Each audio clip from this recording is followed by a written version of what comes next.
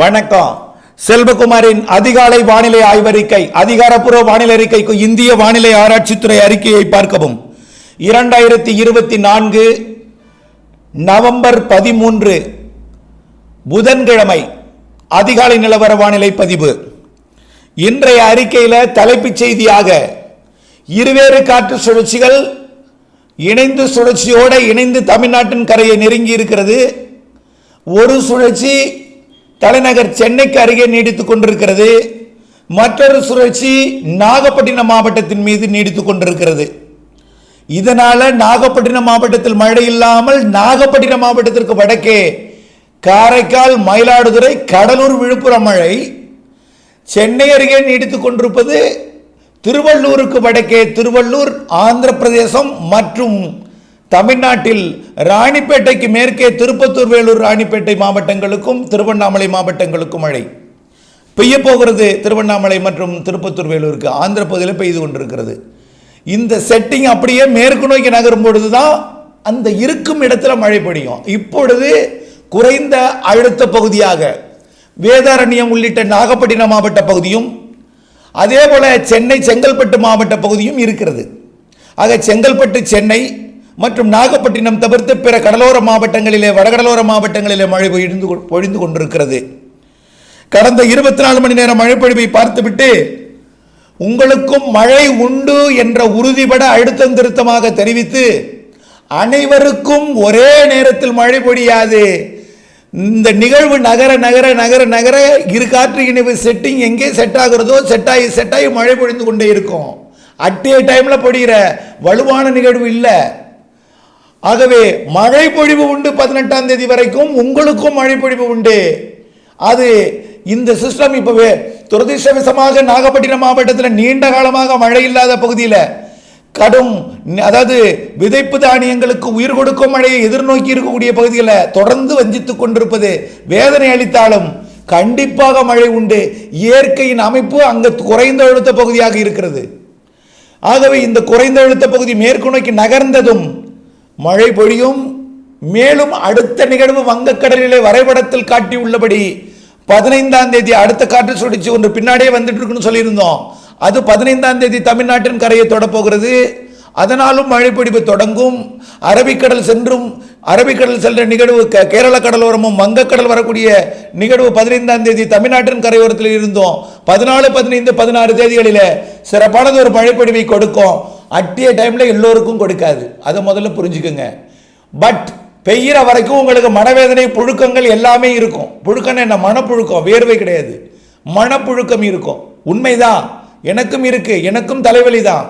ஆகவே இந்த எனக்கு எதிர்காலம் தான் உங்களுக்கு நம்பிக்கை ஏற்படுத்த முடியாமல் நம்பிக்கை ஏற்படுத்தும் விதமாக அனுபவ பாடம் கொடுக்கும் மழை கண்டிப்பாக கொடுக்கும் என்பதை புரிந்து கொள்ளுங்கள். கடந்த 24 மணி நேரம் மழை பொழிவை பார்த்தோமானால் அரியலூர் மாவட்டம், அதாவது அல்பபெட் படி பார்த்துருவோம். அரியலூர் மாவட்டம் Jayankondam 81 millimetre, Senthurai 66 millimetre, Andimadam 17 millimetre. மேலும் அரியலூர் மாவட்டத்தில் இன்னும் மழை பொழிவு இருக்கிறது. அடுத்தபடியாக பார்த்தீங்கன்னா செங்கல்பட்டு மாவட்டம் குறைவான மழை தான், அதுதான் குறைந்த அழுத்த பகுதியாக இருக்கிறது, 11 மில்லிமீட்டர். மதுராந்தகம், சென்னை மணலி 37 மில்லிமீட்டர் தான். அதே போல Kolathur 33 millimetre, Malar Colony 30 millimetre, Teynampet 29 millimetre, Kathivakkam 29 millimetre. மேலும் 3 சென்டிமீட்டர் வரைக்கும் கீழே இன்னும் மழை பொழிவுகள் இருக்கிறது.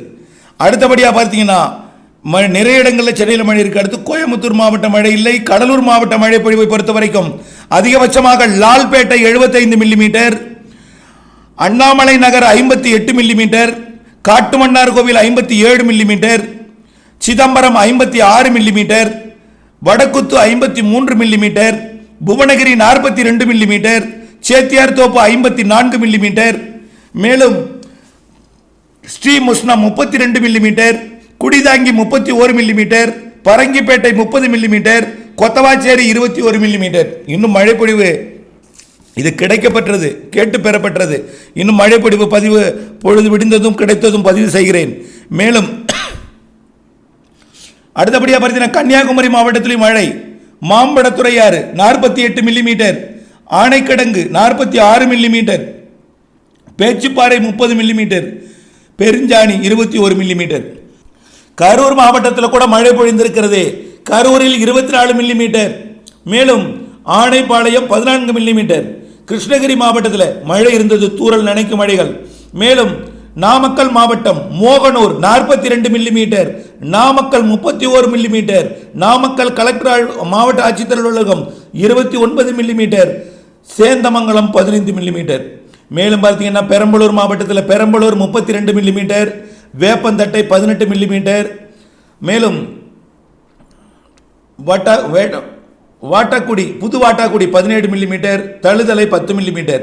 மேலும் மழை பொழிவுகள் பார்த்தீங்கன்னா சேலம் மாவட்டத்தில் டேனிஷ்பேட்டை 15 மில்லிமீட்டர், எடப்பாடி 11 மில்லிமீட்டர். மேலும் மழை பொழிவுகள் எதிர்பார்க்கப்படுகிறது பல மாவட்டங்களில். திருவாரூர் மாவட்டத்தில் கூட திருவாரூர் 18 மில்லிமீட்டர், நன்னிலம் 12 மில்லிமீட்டர் மழை பொழிந்திருக்கிறது. குடவாசலில் 10 மில்லிமீட்டர் மழை பொழிந்திருக்கிறது. மேலும் திருநெல்வேலி மாவட்டத்தில் கூட நாங்குநேரியில் 12 மில்லிமீட்டர் மழை பொழிந்திருக்கிறது. திருப்பூர் மாவட்டத்தில் வெள்ளக்கோவில் 14 மில்லிமீட்டர், மேலும் வட்டமலை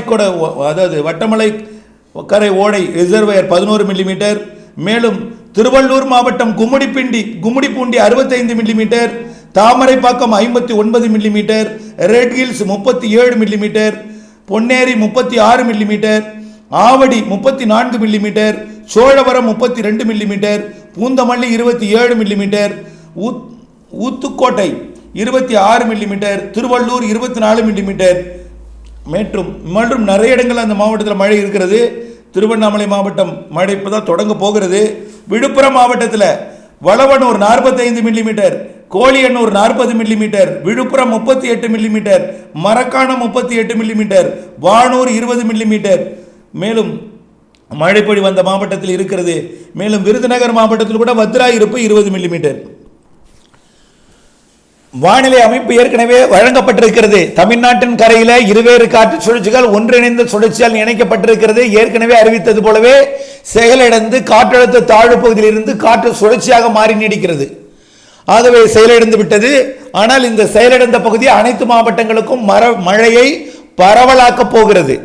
வெயில் வந்ததும் மழை பொழிவு கொஞ்சம் கூடும். வெயில்னா கீழே வர வேண்டியதில்லை, வளிமண்டலத்தில் வந்தால் போதும், மேகத்திற்கு மேல் வந்தால் போதும், மழை பொழிவு கொடுக்கும். மேகம் இல்லாத இடங்களிலே தரைப்பகுதிகளிலே வெயில் அடித்தால் இன்னும் கொஞ்சம் கூடுதல் மழை பொழிவு வந்து சேரும். அங்கே வெயில் அடிக்கிறதே, மழை இல்லையே என்ற கவலை வேண்டாம். வெயில் வந்து விட்டது என்றோ நட்சத்திரம் இருக்கிறது என்றோ கவலை கொண்டிருக்க வேண்டாம். கண்டிப்பாக திறந்த வானம் இருக்கும் இடத்துல தான் இன்றைக்கு பகல்ல வெயில் அடிக்கும். காரணம், ஏற்கனவே வரைபடத்தில் குறிப்பித்தபடி குளிர்காற்று தான் அதிகமாக வருது, வெப்ப நீராவி குறைவா வருது. அதுக்காக இப்படியே கதை சொல்லிட்டே இருக்கீங்களே, அப்ப குளிர்காற்றை இந்த வருஷம் முழுக்க வந்து மழையே பெய்யாமல் போயிடுமான்னு சொல்லிடாதீங்க. நெல்லடக்கோட்டு பகுதிக்கு எம்ஜிஓ வரப்போகிற நாள் 18ஆம் தேதிக்கு மேல சிறு நிகழ்வு வந்தாலும் அதிக மழை பொழிவு தரும். ஆகவே குமரி கடலுக்கு வரப்போகிறது 21ஆம் தேதி ஒரு நிகழ்வு. அதுவே டெல்டா மற்றும் தென் மாவட்டங்களுக்கு மழை தரும். அது ஒரு சாதாரண நிகழ்வு, ஒரு மெலிந்த சுழற்சி எனலாம், ஒரு இணைப்பு சுழற்சியால் பிணைக்கப்பட்ட சுழற்சி. ஆனால் அடுத்து வரப்போகிற நிகழ்வு தான் வலிமையான நிகழ்வு. வரக்கூடிய 22ஆம் தேதி உருவாகி 24 நெருங்கி 25, 26, 27 தேதிகளில் தமிழ்நாடு கடக்கக்கூடிய அல்லது தமிழ்நாடு நெருங்கி மிகவும் நெருக்கமாகி மழைப்பொழிவை அதிகமாக கொடுக்க போகிற மழைப்பொழிவு. இது மட்டுமல்ல, டிசம்பரிலும் 2க்கு மேல் நிகழ்வு இருக்கிறது, குறைந்தபட்சம் 3 நிகழ்வு இருக்கிறது. ஒட்டுமொத்தம் வரக்கூடிய வடகிழக்கு பருவமழையில வலிமையான நிகழ்வு 3 நிகழ்வு என்பதை புரிந்து கொள்ளுங்கள். ஆக இன்றைக்கு இந்த நிகழ்வு உள்ளே நகரும் பொழுது, இப்பொழுது மழை இல்லாத இடங்களிலே கிழக்கிலிருந்து காற்று வந்து மழைப்பொழிவை கொடுக்கும். இப்போ எங்கெல்லாம் குறைந்த அழுத்த பகுதியாக இருக்கிறது பார்த்தீங்கன்னா, நாகப்பட்டினமும் சென்னை செங்கல்பட்டும். இது மேற்கு நோக்கி நகரும் பொழுது சென்னை செங்கல்பட்டுக்கும் மழைப்பொழிவு கொடுக்கும், நாகப்பட்டினத்திற்கும் மழைப்பொழிவு கொடுக்கும்.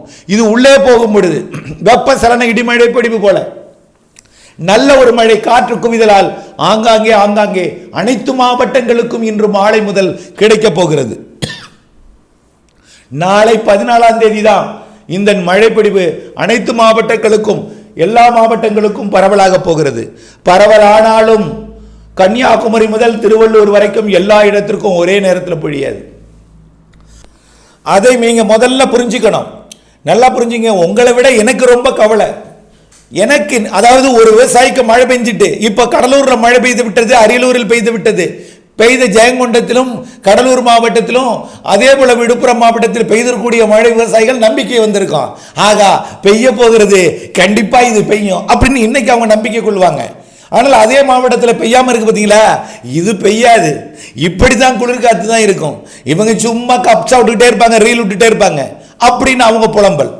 இது உண்மைதான். ஏன்னா உங்க மனநிலை அப்படி. இந்த புலம்பல் எல்லாம் நான் தாங்கி கொண்டு எனக்கு ஆண்டு முழுவதும் எனக்கு மன உளைச்சல் தான். அது எப்படின்னா, ஒரு நிகழ்வு தமிழ்நாட்டில் எல்லா மாவட்டங்களுக்கும் ஒரே நேரத்தில் மழை பொழிவை கொடுக்காது. ஏதோ ஒரு பக்கத்திலேருந்து இடி வந்துட்டு தான் இருக்கும் எனக்கு, புரியுதுங்களா?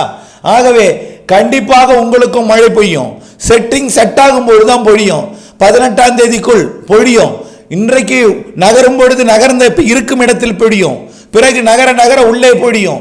14, 15, 16 தேதிகளில் பரவலாகும் மழை அனைத்து மாவட்டங்களுக்கும். ஒதுக்கி பெய்தாலும் ஒதுக்கிய இடத்துல அடுத்தடுத்த மணி நேரங்கள் ஆங்காங்கே பொழியும். பிறகு அந்த நாளில் ஒதுக்கி இருந்தாலும் அடுத்த நாள் பொழியும்.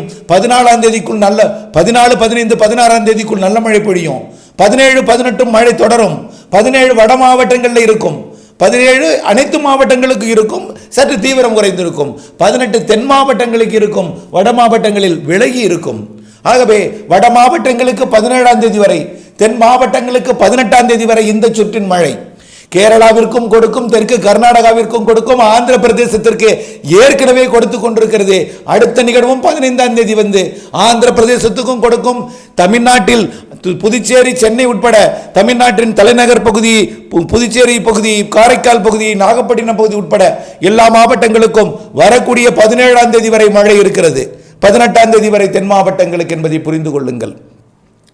இப்படி மழை பொழிவை கொடுத்துக் கொண்டிருக்கக்கூடிய அதே வேளையில் தற்பொழுது சுமத்ரா தீவரிகை உருவாகியிருக்கூடிய காற்று சுழற்சி இலங்கைக்கு தெற்கு புறம் வந்து குமரி கடலுக்கு மிக நெருக்கமாக வந்து மீண்டும் தமிழ்நாட்டில், அதாவது 19, 20, 2 நாள் இடைவெளி கொடுக்கும். அறுவடை விவசாயிகள், விதைப்பு விவசாயிகள் நோட் பண்ணிக்கங்க. அதுவும் ராமேஸ்வரம் பகுதியில் மழை இருக்கும், இலங்கையில் மழை இருக்கும். ராமேஸ்வரம் பகுதியிலையும் கோடியக்கரை முனையிலையும் 19, 20 மழை இருக்கலாம், ஆனால் உறுதி இல்லை. ஆனால் 19, 20 பிற மாவட்டங்களுக்கு இடைவெளி. 21 அடுத்த நிகழ்வு குமரி கடலுக்கு நெருக்கமாக இலங்கைக்கு தெற்கு புறம் வந்து அமைந்து இலங்கைக்கும் தமிழ்நாட்டின் தென் மாவட்டங்களுக்கும், குறிப்பாக தென் மாவட்ட கடலோர பகுதிக்கும் டெல்டாவின் கடலோர பகுதிகளுக்கும் 19, 20 இடைவெளி கொடுத்து 21, 22 மழை பொழிவை கொடுக்கும். அடுத்த நிகழ்வு அதன் தொடர்ச்சியாகவே பின்னாடியே வர தொடங்கிடும். 22 தேதியில உருவாகி 23, 24 தேதிகளில் இலங்கைக்கு தென்கிழக்கே வந்து இலங்கைக்கு நெருக்கமாக வந்து ஒரு காற்றழுத்த தாழ்வு பகுதியாக உருவெடுத்து காற்றழுத்த தாழ்வு மண்டலம், ஆழ்ந்த காற்றழுத்த தாழ்வு மண்டலம் வரை உருவெடுக்க வாய்ப்பு சாதகமாகிவிட்டது. அது ஒரு வலுவான நிகழ்வாக கூட உருவெடுக்கலாம். எப்பொழுதுமே ஒரு புயல் வந்த பிறகு அந்த பெயரை புயல் என்று பயன்படுத்துவதில்லை. ஆகவே வலுவான நிகழ்வாக இருக்கலாம். ஆகவே அந்த வலுவான நிகழ்வு தமிழ்நாட்டின் கரைக்கு நெருக்கமாக வரும் என்று எதிர்பார்க்கப்படுகிறது. அது தமிழ்நாட்டில் எந்த மாவட்டத்தில் கரை கடக்கும் என்பதை வரக்கூடிய நாட்களிலே உறுதிப்படுத்தலாம்.